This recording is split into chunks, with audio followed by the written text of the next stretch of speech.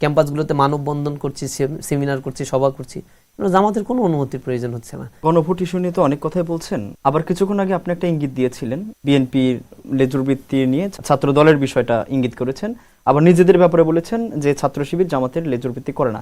যদি সেটা না করে, এই যে গণভোট ইস্যু নিয়ে এখন যে কথাবার্তা চলছে, এগুলো নিয়ে জামাতের ইশারা ছাড়া কি আপনারা কোনো আন্দোলন করবেন, জামাত যদি পজিটিভ ইশারা না দেয়?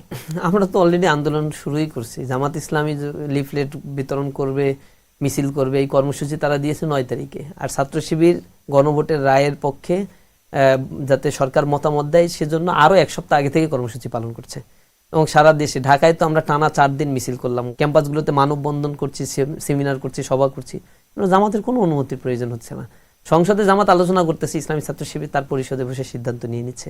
এগুলোর সাথে জামাত ইসলামের কোনো ধরনের অ্যাফিলিয়েশন বা এগুলোর কোনো প্রয়োজনই হয় না। আমরা যেটাকে মনে করি এটা কল্যাণকর, সেই কাজগুলো আমরা করি এবং আমাদের ফোরামেই সেগুলো আলাপ আলোচনা করি, আমরা করি।